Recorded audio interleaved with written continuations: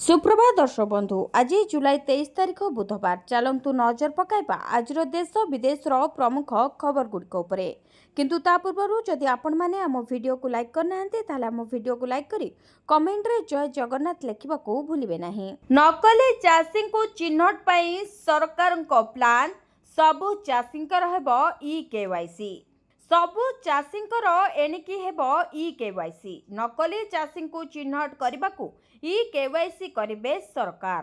तेबे चलित मास 19 तारिख पंजीकरण आरंभ होइतिबा बेले अगस्त 20 तारिख पर्यंत यह चलिबो।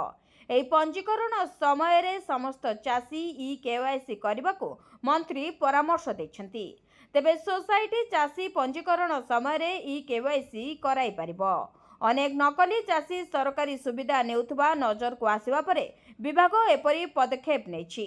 तेबे दलाली रोकिबाकू विभाग एपरी पदक्षेप नेथिबा मध्य जणा पड़िछि। विभिन्न स्थान रे समस्या उपजिबा परे चाषी पंजीकरण को सरलीकरण कले राज्य सरकार। बापा की जेजेबापांक नारे जमी थिले भी पुओ माने करि पारिबे पंजीकरण। जो पुओ जेते जमी चाष करुथिबे सेतिकी जमीर पंजीकरण करि पारिबे। जदि जणे भाई सबु जमी चाष करुछि तेबे तांकू अन्य भाईंकर लिखित स्वीकृतिनामा पंजीकरण समय दाखल करिबे बोली कहचंती जोगाण मंत्री कृष्णचंद्र पात्र।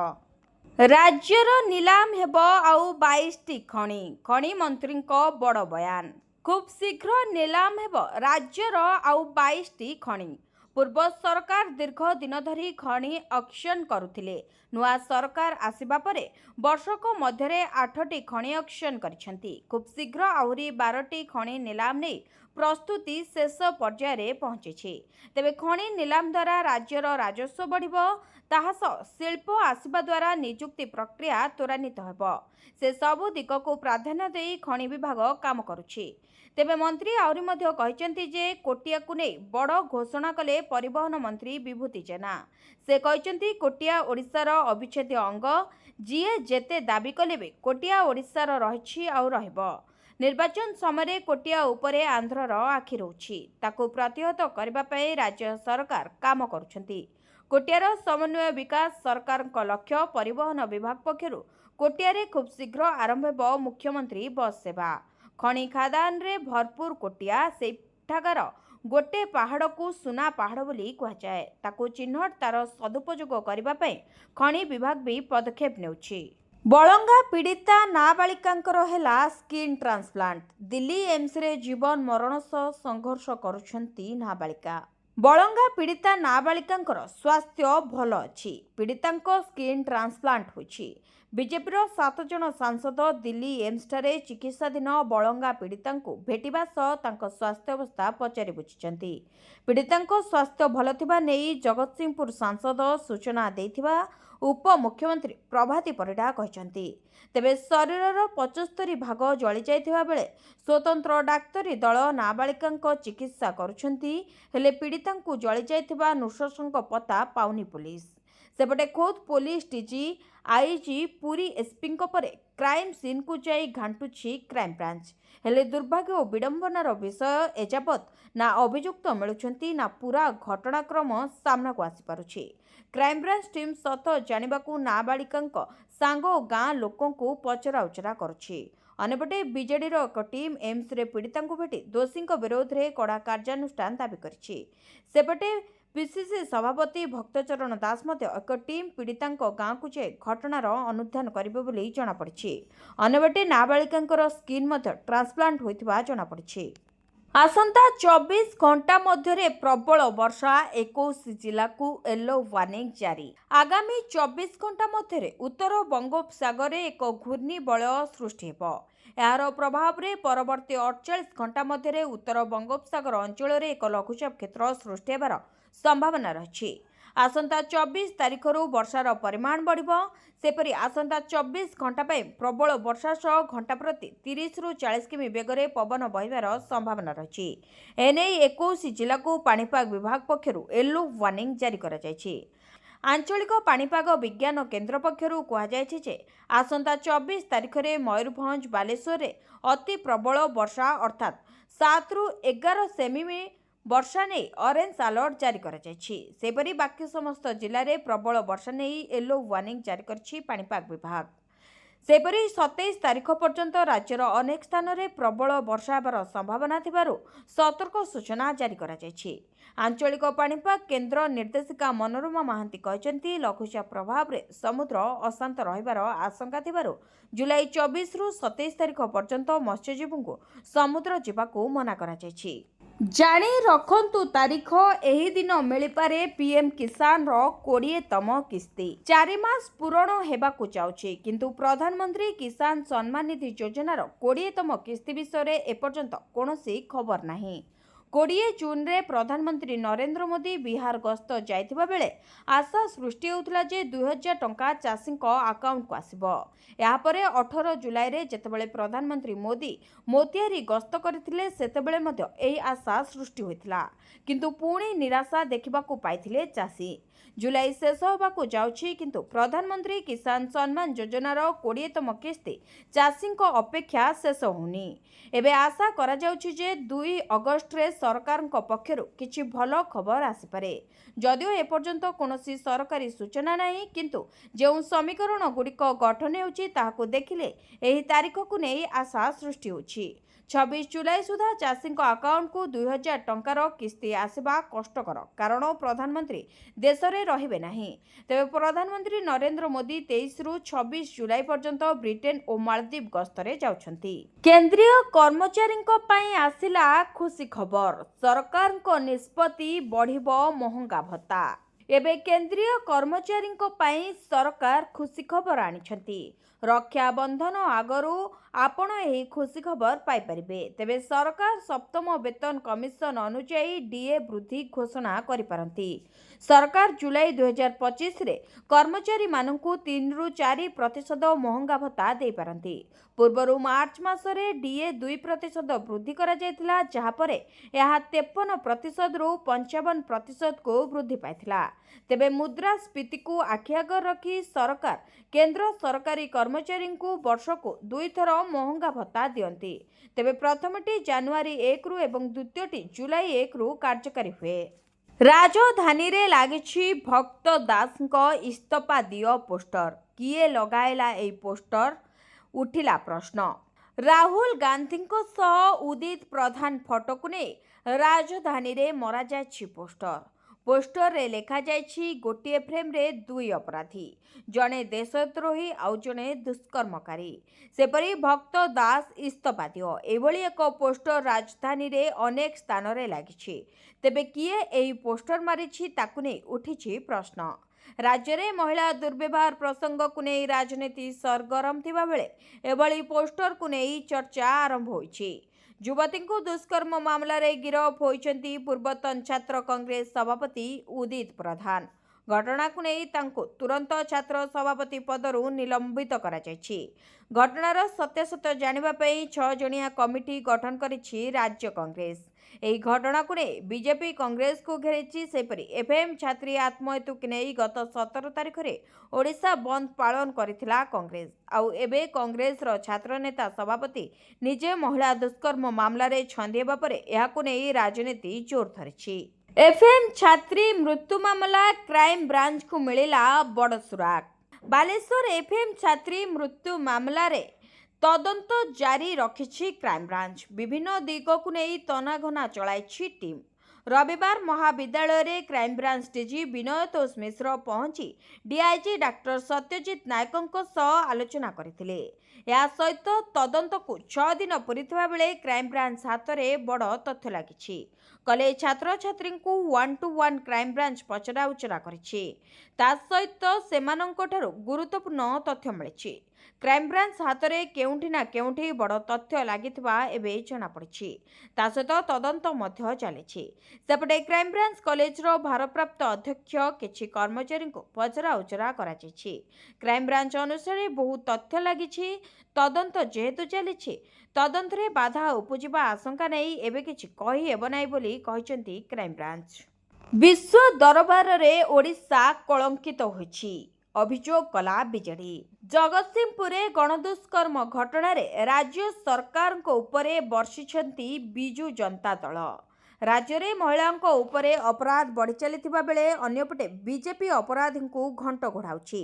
यासह अपराध घटाइबा पई राज्य सरकार अपराधी को बारंबार सुजोग देउथुबा बीजेडी अभियोग करिछि।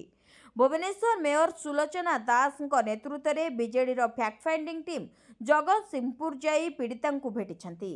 सेपरी पुलिस विभाग उपरे मात्राधिक राजनैतिक हस्तक्षेप हेउथबारु पुलिस प्रशासन निज दायित्व तुलाई पारुनथबा बीजेडी कहिछि।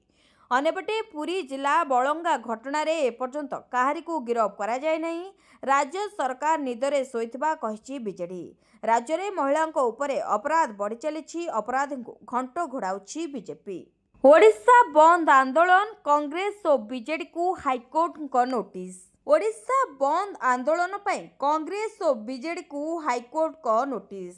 कहीं केउं परिस्थिति ओडिशा बंद कले से नहीं नोटिस करिसेंती हाईकोर्ट। ओडिशा बंद जोगु साधारण जनता नाही नथिबा समस्यार सम्मुखीन होइथिले। सेपटे बालेश्वर एफएम कॉलेज छात्री आत्महत्या घटना रे क्राइम ब्रांच तदंत को नहीं संतोष प्रकाश करिसेंती हाईकोर्ट। वर्तमान घटनार तदंत करुछि क्राइम ब्रांच, तेणु एसआईटी तदंतर आवश्यकता नाही बोली हाईकोर्ट स्पष्ट करिसेंती। बेपारींको कबळरू 56 झीए हेले उद्धार चाकरी देवा बाहानारे नै जाउथिले बिहार। उद्धार हेले 56 झीओ चाकरी देवार मिछ प्रतिश्रुति दे नहीं जाउथिला बिहार। पश्चिम बंगर न्यू जलपाईगुड़ी स्टेशन रे एक ट्रेन रु 56 जन झीओ को उद्धार करा जायछि। एही झीओ मानकु बेंगलुरु रे चाकरी देवार मिछ प्रतिश्रुति दे बिहार नहीं जाउथिला दुर्बृत्त, किंतु पुलिस समस्त झीओ को उद्धार करिछि। एही मामला रे पुलिस जणे महिला समेत 2 जन को गिरफ करिछि। जो झीओ मानकु नै जाउथिला सेमानक बयस 18 रु 31 वर्ष मध्य हेबो बोली जणा पड़िछि। तेबे अधिकारींको ठारू मिलिथिबा सूचना अनुसार समस्त झीओ पश्चिम बंगर जलपाईगुड़ी, कुच बिहार और आलीपुर दुआर जिलार बासिंदा बोली जणा पड़िछि। सबु पंचायत रे हेबो आयुष्मान आरोग्य मंदिर तदारक करिवे आशा दीदी और एएनएम। सबु ग्राम पंचायत रे आयुष्मान आरोग्य मंदिर हेबो। प्राइमरी हेल्थ सेंटर परी यह काम करिबो। सेथिरे सीएचओ एवं 2 जन स्टाफ मध्य रहिबे। एठारे केउमाने स्वास्थ्य सेवा पाइबाकू योग्य और स्वास्थ्य सेवा किपरि चलिछि ता तदारक करिवे आशा दीदी और एएनएम। एपरी हेले एससीबी, कैपिटल हॉस्पिटल भली बड़ डाक्तरखाना चाप कमिबो। तेबे एही सूचना दैछंती स्वास्थ्य मंत्री मुकेश महालिंग। आयुष्मान आरोग्य मंदिर रे 120 प्रकार मेडिसिन मागणा रे दिया जाउछि। या सहित ब्लड प्रेशर, डायबिटीज एसबु जो मेडिसिन अछि से सबु मध्य दिया जाउतबा जणा पड़िछि। ताकु नै ट्रैकिंग करा जाउछि, डाटाबेस करा जाउछि। तेबे 16 प्रकार टेस्ट मध्य करा जाउतबा जणा पड़िछि। लोकंक पाखरे एसबु पहुंचाइबा पई डबल इंजिन सरकार, जनसाधारण, कम्युनिटी हेल्थ ऑफिसर, समाजसेवी तांकु पीपी मोड रे तलस्तर पर्यंत पहुंचाइबा पई चेष्टा करा जाउछि। तेबे कम्युनिटी हेल्थ ऑफिसर मानकु स्वतंत्र भाबे दायित्व दिया जायतिबा सूचना रहिछि। सेमाने 120 प्रकार मेडिसिन रुही लेखिबे, ता बाहरे लेखिबे नाही बोली मंत्री सूचना दैछंती। 9 तारिख रे मिलिबो सुभद्रार तृतीय किस्ती। टंका मिलबा पूर्वरु बसिला समीक्षा बैठक। केमिति टंकार विनियोग कले सरकार करिबे अनुध्यान। राज्य रे आरंभ हैला सुभद्रा समीक्षा कार्यक्रम। राज्य रे सुभद्रा योजनार समीक्षा करिबे अंगनवाड़ी दीदी। सेपरी एसएसजी महिला और उच्च शिक्षा विभाग रो छात्र छात्री मध्य यार दायित्व नेबे। आईआईएम संबलपुर मॉडल सह उच्च शिक्षा विभाग रो छात्र छात्री सहयोग रे महिला शिशु विकास रो मिलित उद्यम रे राज्यव्यापी एही सुभद्रा समीक्षा करा जिवो। राज्य रे 200 रु अधिक अंगनवाड़ी केन्द्र मध्य एही कार्यक्रम जरिया रे समीक्षा करा जिवो। एक स्वतंत्र आप माध्यम रे एसबु समीक्षा हेबो। सुभद्रा योजना 2 थर पाइबा परे ताहाकु अनुध्यान करा जिवो बोली कहिसेंती उप मुख्यमंत्री तथा महिला और शिशु विकास मंत्री प्रभाती परिडा। तेबे हिताधिकारी किपरि 2टी किस्ती को खर्च करिसेंती ताहाकु अनुध्यान करा जिवो। एथिरे महिला स्वयं सहायिका गोष्ठीर मेंबरଙ୍କ सह पीआरआई मेंबर, अंगनवाड़ी मेंबर एवं हेल्परଙ୍କ सह उच्च शिक्षा विभाग रो छात्र छात्री एही दिगरे कार्य करिवे। एही कार्यक्रम 22,000 महिला को सुभद्रा समीक्षा करबाकू प्राय 1 मास समय लागिबो बोली प्रतिक्रिया रखिसेंती उप मुख्यमंत्री प्रभाती परिडा। जो माने द्वितीय किस्ती पाइनांती तांको उपरे रिव्यू करा जिवो। सेपरि आसंता 2 दिन मध्यरे संपृक्त हिताधिकारी तालिका को रिव्यू कराजिबो। बहुत जल्दी योग्य हिताधिकारी पाइबे सुभद्रा टंका। एणिकी आधार कार्ड देखाइले मिलिबो पेट्रोल। बालेश्वर घटना परे पेट्रोल को नहीं सबुठी चर्चा। पेट्रोल केमिति बिक्री हेबो से नहीं नुआ गाइडलाइन आसिबो बोली चर्चा हेउथिला। खास करी एफएम कॉलेज रे छात्री आत्माहुति घटना परे पूरा राज्य रे चर्चा जोर धरिथिला। खाली चर्चा हेउथिला ता नुहे बरं केमिति जणे छात्री कॉलेज कैंपस को पेट्रोल नेले ओ केमिति बोतल रे पेट्रोल पंप रु पेट्रोल आनिले ताहाकू भी तदंत चलाइछि क्राइम ब्रांच। यारी भितरे पेट्रोलियम डीलर्स एसोसिएशन सभापति शशांक शेखर साहू गणमाध्यम को कहते जे एनिकी पेट्रोल नेबाकू हेले सांगरे गाड़ी नेकी आसबाकू पड़िबो। अनेक समय देखा जाउछि कि पेट्रोल पंप रु पेट्रोल ने आत्माहुति हेउछंती। खास करी बालेश्वर छात्री आत्माहुति घटना परे सचेतन हेले पेट्रोल एसोसिएशन। एथिलागी खाली बोतल रे आउ पेट्रोल न देबाकू दाबी करा जायछि। तेबे जेउ माने बोतल रे पेट्रोल नेबाकू चाहिबे से माने आधार कार्ड कॉपी देबे बोली कुहा जाउछि। सेपटे जोगाण मंत्री डाकिथिबा बैठक रे निष्पत्ति होइछि जे प्लास्टिक बोतल रे पेट्रोल मिलिबो नाही, हेले काच बोतल रे पेट्रोल मिलिबो। पेट्रोलियम नियम अनुसार सबु हेबो। खाली एतिकी नुहे बरं जेउ माने रास्ता कड़रे पेट्रोल प्लास्टिक बोतल रे बिक्री करिवे सेमानको विरोध रे भी एक्शन हेबो बोली बैठक रे निष्पत्ति ना जायछि। बीडी सिने ओ खनि श्रमिक पिलामानंको पई आसिला वार्षिक छात्रवृत्ति योजना। बीडी सिनेमा खनि केवल कोयला को छाड़ी श्रमिक मानक पिलामानंकर पाठपढ़ा निमंते केंद्र श्रम और नियोजन मंत्रालय पक्षरु प्राक मैट्रिक और मैट्रिक परवर्ती छात्रवृत्ति प्रदान निमंते आवेदन आह्वान करा जायछि। एही छात्रवृत्ति पाइबा लगी 10म श्रेणी पर्यंत आग्रही एवं योग्य प्रार्थी माने आसंता 31 अगस्त सुधा आवेदन करिपारिबे। सेपरि एकादश रु ऊर्ध्व श्रेणीर छात्र छात्री आवेदन शेष तारीख 31 अक्टोबर रखा जायछि। तेबे 2025-26 शिक्षावर्ष निमंते श्रमिकों पिलामाने scholarship.gov.in पोर्टाल रे आवेदन करिपारिबे।